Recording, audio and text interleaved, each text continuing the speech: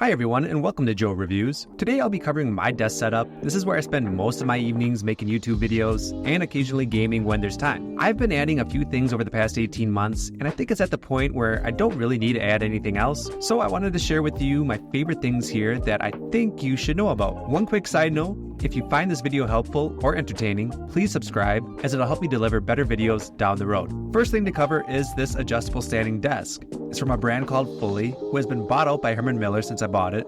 Since I set up my work area in a spare bedroom, I didn't have a lot of space to work with. This desk is 60 inches by 27 inches, so it's a bit on the smaller side compared to most desk setups, but it fits this area like a glove. I chose to go with black legs and a white top. This color scheme pairs nicely with the rest of my room. There are many other color options for the top as well as the legs.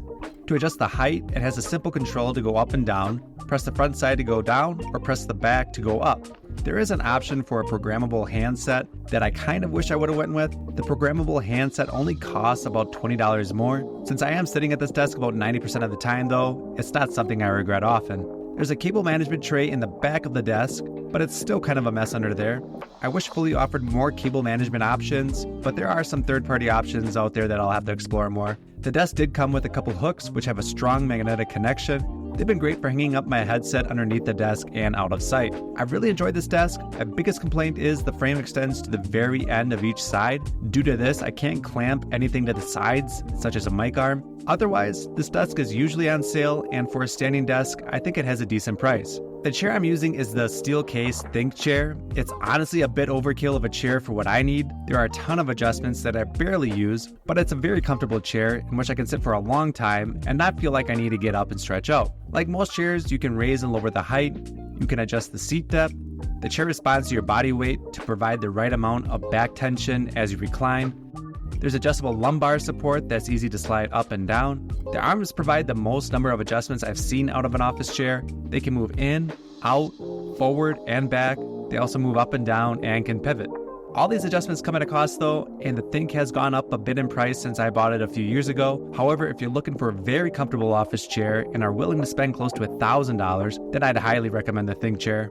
Moving on to what's on my desk, first thing that stands out is the monitor. I wanted a monitor that would work well for gaming and work. This is the Gigabyte M32U. As the name suggests, it's a 32-inch monitor. To me, this size is a sweet spot. Not too big where it takes up all my desk space, but not too small where it's tough to see the details and what I'm working on. A few quick stats on this monitor. It's 4K with 144 Hz refresh rate, 120 Hz for console, and a 1 millisecond response time. Also, this monitor has two HDMI 2.1 ports, 3 USB-A ports, one USB-B port, one USB-C port, and a display port. Currently, this monitor runs for about $630, which puts it in the middle range price-wise for gaming monitors, but there are certainly better monitors available with OLED, faster refresh rates, and HDR. I think this monitor provides a really nice picture and has plenty of features for the price. My only complaint is that to turn off the screen, you must hold the switch down in the back, and it can be a little temperamental and not always work. This monitor came with a large stand that took up a lot of space on my desk. I decided to ditch the stand and invest in a monitor arm. This one is from a company called Vivo that I purchased on Amazon. It has a really simple design and is easy to set up. It just clamps onto the edge of the desk. I had to offset the mount as the cable management tray is right where the clamp needs to go. It worked out well this way. I think it has a better look with the mount offset. Looks a little cleaner. The Vivo mount is great because at $30 it's affordable and accomplishes what I wanted, mainly a less cluttered desk. While there are nicer spring-loaded monitor mounts available, which are great for when you want to move your monitor around, I've had no trouble with moving my monitor around with the Vivo mount. Surprising to me was for $30, the mount seems to have a solid build quality.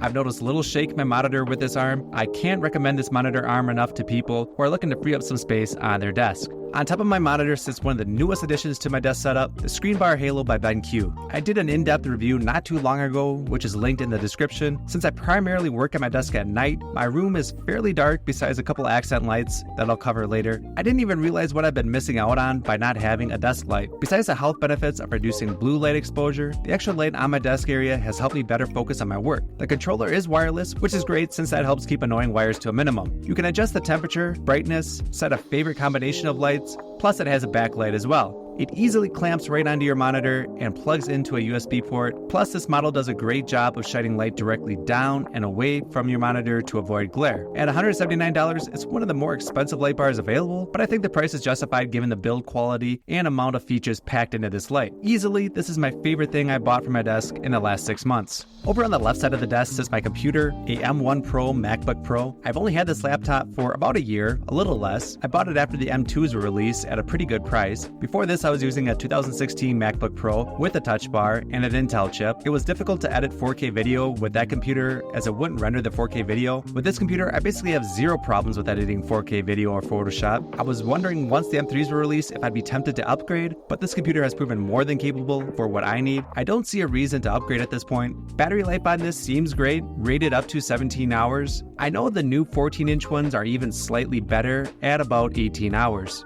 The Liquid Retina XDR display looks amazing. With what Apple calls extreme dynamic range, it maintains extreme brightness for HDR content.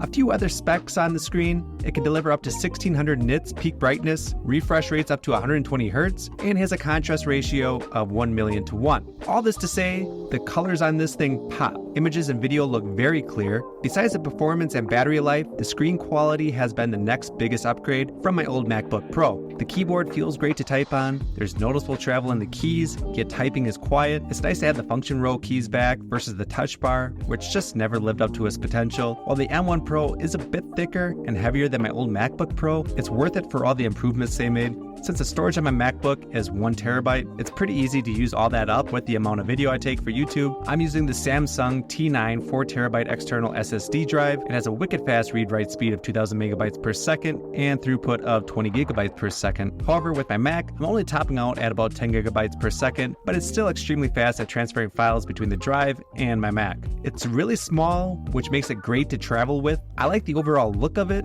My only complaint is it picks up dirt easy. The stand I'm using for my computer is from 12 South. Since I don't really have the space for another monitor on my desk, I decided to use my computer as the second display. The stand works for elevating my laptop to make it easier to go from one screen to the next. I like the simple one-piece design and look of the stand. It's made of metal and has silicone grips where the laptop sits so the computer doesn't slide off. Also at the bottom of the stand are grips so the whole stand stays sturdy. To go along with my computer, I'm using the Logitech MX Master 3S mouse and MX mechanical keyboard. I have a review on this as well linked below.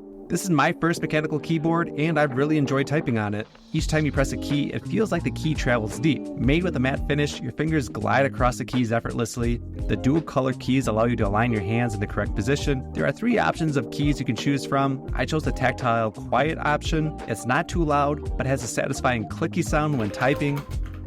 The overall keyboard has a premium feel with a mixture of aluminum and plastic. It feels heavy and has a look that matches the rest of my desk setup. The backlit keyboard automatically lights up as your hands approach and then will turn off when not in use. There is a battery indicator light at the top right of the keyboard, which will glow red when 10% or less. You can always check the Logi Options Plus app to get battery levels for the keyboard and mouse.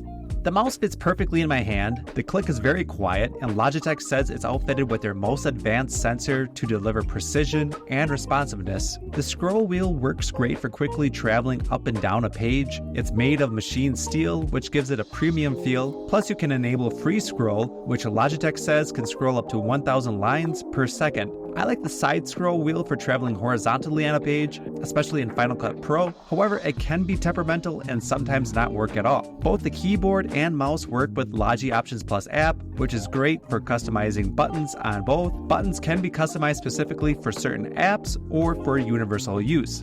Moving on to the right side of my desk sits the PS5. I've had this for about 3 years now and haven't had any issues. It's been a huge upgrade over my old PS4. It starts up quicker and seems to move through apps faster. I like the overall design of it. Again, the black and white looks great with this setup. I wish it were a bit smaller. I'm tempted to get the PS5 Slim, but don't think I gained much out of that. I did install a 1 terabyte SSD drive from Western Digital. Since I seem to run out of storage and always have to delete something, I thought I might as well get more storage right away. The controller feels great. I have an Xbox Series X in my living room and prefer the DualSense controller over the Xbox One. Might be more of a preference thing, but just feels more natural in my hand. The one complaint I have with the controller, I started experiencing some joystick drift in it after about a year. I bought a new one and haven't experienced any more of that. I mentioned before about hanging my headset on the hook under the desk. I'm using the SteelSeries Arctis 5. These headphones are about 4 years old, and I don't think they're available anymore. They've nonetheless been a great pair of headphones. They feel comfortable and deliver clear sound. The mic can be pulled out or retract back in so it's out of your way. They have RGB lights on the outside that I'm a fan of, but since you wear them, you never see it. These are wired, which is the biggest downfall with these. It's another wire I have to try and conceal. That does mean, however, I never have to worry about charging them. At some point, I'd like to upgrade to wireless ones, but these still work great, and I'm using them for a while. Beneath the keyboard and mouse sits the Grove-made desk pad. Grove-made makes a ton of great looking products for their desk setups. They are a bit on the more expensive side, but the quality justifies the price. For desk pads, they offer 3 different material choices: leather, merino wool, or linoleum, which all come in 5 different sizes. I went with the less expensive linoleum in the medium plus size. This was the perfect size for my desk to fit the keyboard and mouse without taking up the whole workspace. The bottom is made of natural cork and does a good job of providing a bit of cushion, while also helping the pad not slip.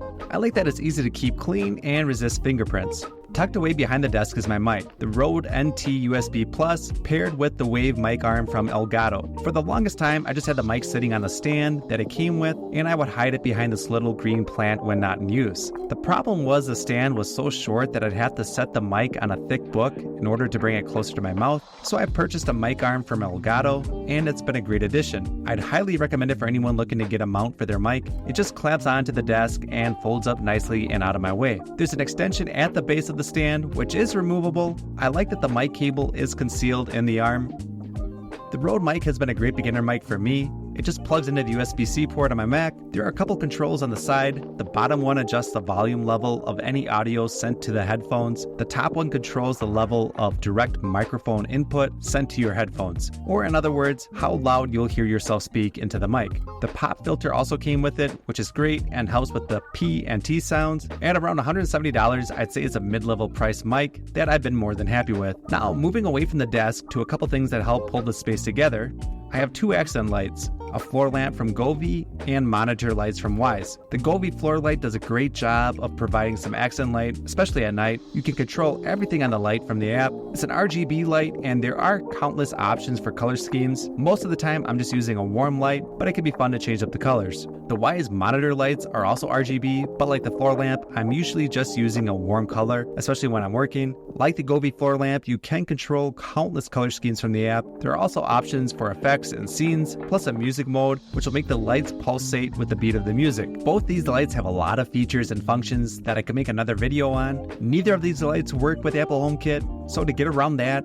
I had them plugged into smart plugs from Casa. I wanted to set it up so I can just say, Siri, turn on the bedroom lights, and both lights would turn on when entering the room. It works out really well, and these plugs have been a great addition. I did an in-depth review on these, which is also linked below. Like the lights, there's more functionality with them than meets the eye with the app. You can monitor energy consumption and have it set up where the lights go on when you're away to make it appear that you're home. I really like these smart plugs and recommend people with any lights or lamps in their house to at least try them on your most used lights. It's been convenient to control these lights with my phone or voice and to be able to turn on or off from anywhere.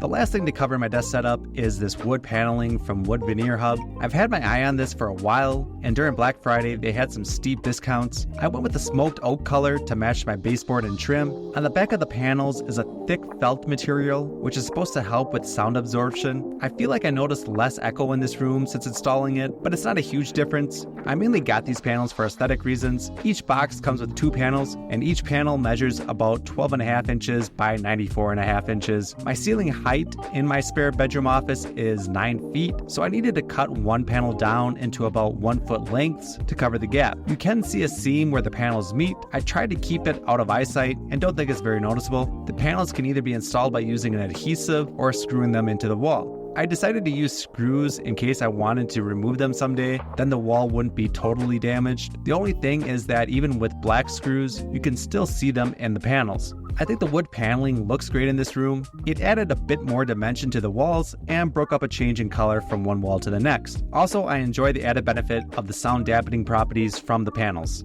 Now that's it for my desk setup. All the items will be linked below in the description. Let me know what you would change or liked about this setup. Otherwise, thanks for watching, please subscribe, and I'll catch you for the next review.